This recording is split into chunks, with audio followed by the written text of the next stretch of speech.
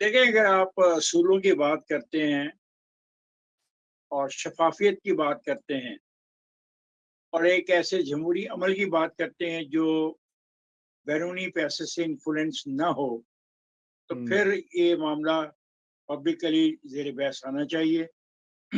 جس کسی کی بھی کوئی پٹی ہے اس کو ہوں، ایکسپوز ہونا چاہیے، اس میں تو کوئی دو رائے نہیں ہو سکتی۔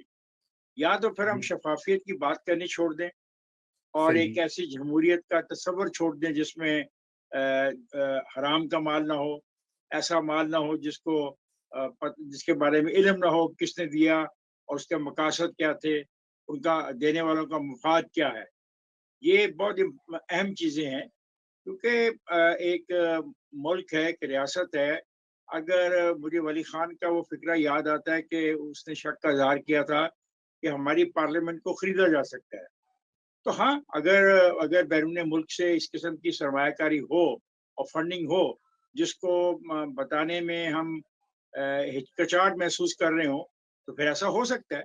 کسی ایک بڑے ملک کے لیے ایک ملک کی اپنا الیکشن کمپین میں اتنا پیسہ پمپ کیا جا سکتا ہے کہ اس کے نتائج جو ہے وہ اس کو مل سکتے ہیں۔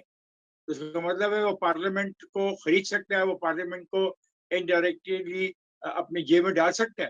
تو سوال یہ پیدا ہوتا ہے کہ اگر ہم ایک عام آدمی سے پوچھتے ہیں کہ تم اتنے پیسے خرچو گے قومی اسمبلی کے لیے، اتنے سینٹ کے لیے، اتنے صوبائی اسمبلی کے لیے، اور تم بتاؤ گے یہ پیسے تمہارے پاس کہاں سے آئے، بلکہ ہم تو یہ بھی کہتے ہیں کہ جو اشتہار تمہارے لگائے جاتے ہیں، جو پوسٹر لگتے ہیں، وہ اتنی تعداد میں لگ سکتے ہیں اور تمہیں بتانا ہوگا کہ جن لوگوں نے تمہارے لیے یہ کنٹریبیوٹ کیا وہ کون ہے۔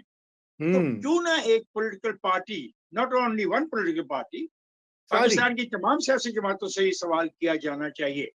اور یہ خفیہ چیز نہیں ہے۔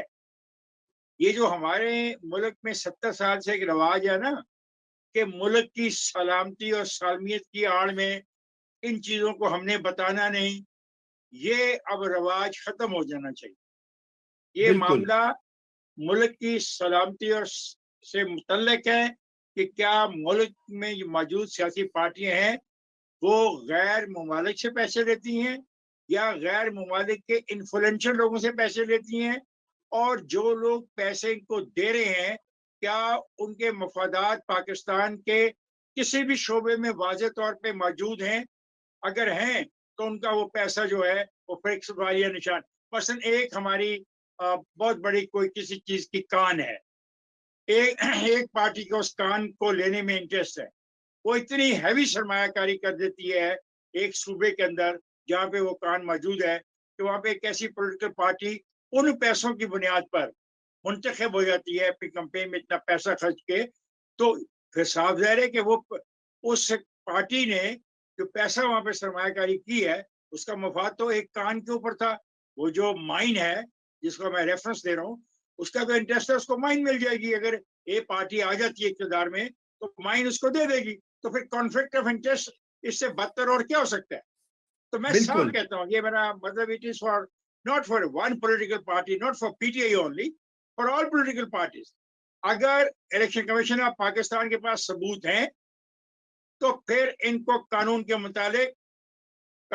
مطابق ڈسکوالیفائی کرے اور ان لوگوں کو ہمیشہ کے لیے الیکشن سے باہر رکھے جو غیر ملکی لوگوں سے پیسے لے کے افراد ہوں یا فرمیں ہوں یا ادارے ہوں یا حکومتیں ہوں۔ جی بالکل بالکل، بہت شکریہ افتخار صاحب۔ آپ کو بتاؤں کہ بیرونی فنڈنگ کے حوالے سے تو ہر ملک میں بڑے سخت قوانین ہیں۔ مثلا امریکہ میں جہاں پہ آدھا سے زیادہ وقت گزارتا ہوں، وہاں پر میں کسی پارٹی کو $1 بھی نہیں دے سکتا، اس لیے کہ میں فورن نیشنل ہوں، اور اگر میں دوں گا یا پارٹی ایکسپٹ کرے گی تو مجھ پہ کرمنل چارجز بھی لگ سکتے ہیں اور اس پارٹی پہ بھی لگ سکتے ہیں۔ اور میں ناظرین کو یاد کراتا چلوں کہ آپ نے چونکہ قیمتوں کی بات کی ہے، تو آپ ہی کا فارمولا ہے کہ اگر قومی اسمبلی کی سیٹ جو ہے وہ ڈی ایچ ایم لاہور میں 1 پلاٹ کے برابر ہے اور چھوٹے ڈی ایچ ایس میں 4 پلاٹس کے برابر ہے۔ میں نے کہا ناظرین کی یاد دہانی کروا دوں، آپ کا فارمولا شکریہ۔ بجا ہے۔ حقیقت رضا یہی ہو گئی ہے رضا، اپنا رضا یہ بہت افسوسناک ہو گیا ہمارا سارا کھیل اب کہ جی ایک جو ڈیفنس کے اگر 3-4 پلاٹ تمہارے پاس ہے نا تو تم ان کو بیچ کے you can be senator of Pakistan senate, اور اس کے لیے ضروری نہیں ہے کہ تمہارا اس صوبے میں رہنا بھی ضروری ہوگا.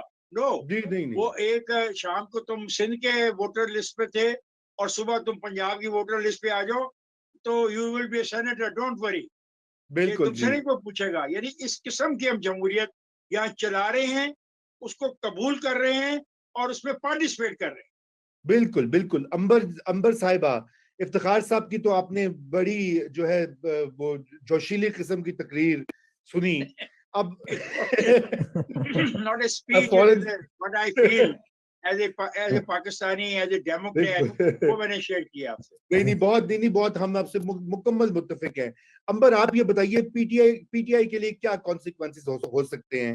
کیا یہ اتنا ہی سیریس تھریٹ ہے جتنا کہ اس کو بنایا جا رہا ہے یا دکھایا جا رہا ہے؟ جی دیکھیے رضا, میں اسپیکولیشن میں نہیں جاؤں گی. میں یہ نہیں کہوں گی کہ الیکشن کمیشن آف پاکستان جو ہے وہ کیا فیصلہ کر سکتی ہے. ظاہر قانون موجود ہے اور قانون تو یہی کہتا ہے کہ اگر آپ foreign national, foreign company, foreign government سے آپ پیسے لیتے ہیں تو وہ جو ممنوعہ فنڈنگ ہوتی ہے وہ آپ کو واپس کرنے ہوتے ہیں. اگر آپ فارن فنڈڈ پارٹی ہے جس کے لیے ظاہر ہے اس کے زیادہ سنگین نتائج ہو سکتے ہیں, جس کی وجہ سے آپ کی سیاسی جماعت جو ہے تحلیل ہو سکتی ہے. اس میں ایک تھوڑا سا اختلاف کروں گی, اس لیے کیونکہ ہمیں پتا ہے کہ تمام سیاسی جماعتیں جو ہیں وہ فنڈنگ اکٹھا کرتی ہیں اوورسیز پاکستانی سے بھی, اور ہمیں یہ بھی معلوم ہے کہ اس میں تحریک انصاف بہت پیش بھی ہے. لیکن اس کا یہ نہیں مطلب کہ پاکستان پیپلز پارٹی اس میں شامل نہیں ہے, اس میں پاکستان مسلم نواز شامل نہیں ہے. تو اگر وہ فارن نیشنل سے یا اوورسیز پاکستانی سے پیسے جمع کر رہے ہیں یا اکٹھا کر رہے ہیں, اگر اور اس پہ میں آتی ہوں کہ یہ جو کیس کیا ہے اور ظاہر اس کے کیا اثرات ہو سکتے ہیں, اور جو ابھی فی الحال جو اسکروٹنی کمیٹی کی رپورٹ ہے اس میں کیا کچھ لکھا گیا ہے. تو اگر وہ فارن نیشنل سے جمع کر رہے ہیں اور وہ ظاہر کر رہے ہیں کہ اس کا سورس کیا ہے, وہ کون شخص ہے, کیوں ہے, اور وہ ڈکلیئر کر رہے ہیں, الیکشن کمیشن آف پاکستان کے کو بھی جمع کروا رہے ہیں, فل ڈسکلوجر کر رہے ہیں, اور اپنی پارٹی ویب سائٹ پہ بھی کر رہے ہیں, تو میرے خیال میں اس میں اتنا مسئلہ نہیں ہونا چاہیے. مسئلہ ہوتا ہے فارن کمپنیز کے ساتھ یا فارن گورنمنٹس کے ساتھ, اس میں آپ سوال اٹھا سکتے ہیں کیا ایجنڈا ہے یا نہیں. لیکن ساتھ ساتھ میں یہ بھی کہوں گی کہ ایک سوال, میں ایک سوال, افتخار صاحب نہیں افتخار صاحب آپ نے اپنی پوری بات کی تھی, میں نے کاٹی نہیں تھی, تو پلیز آپ مجھے بھی نہ کاٹیں. لیٹ می ہیو مائی سے, اور پھر ہم اس میں میں ڈیبیٹ کر سکتے ہیں. آپ کی بات کاٹنے کی میں جرات بھی نہیں کر کیونکہ سکتا. ہمیں یہ بھی میں یہ بھی کہنا چاہتی ہوں کہ بہت سارے ایسے ادارے ہیں جس میں حکومت پاکستان بھی شامل ہے جو فارن فنڈنگ یا ایڈ کے ساتھ چلتے بھی ہیں. ہم نے ابھی دیکھا کہ آسما جہانگیر کی کانفرنس تھی, اس میں کیا الزام لگا تھا کہ وہ فارن فنڈڈ ہے, اور اس میں کوئی شک نہیں ہے کہ اس میں کچھ ایمبیسیز اور کمیشنز نے پیسے بھی دیے تھے. لیکن کیا ہم کہہ سکتے ہیں کہ وہ جو انہوں نے کانفرنس کا انعقاد کیا تھا وہ پاکستان کے مفادات کے خلاف تھا, یا اس میں کچھ ایجنڈا تھا؟ تو پھر یہ سوال بنتا ہے نا. تو میں کہوں گی کہ ہمیں تھوڑا سا اس میں ریویو کرنے کی بھی ضرورت ہے, اور اس میں قانون میں ترمیم کی بھی ضرورت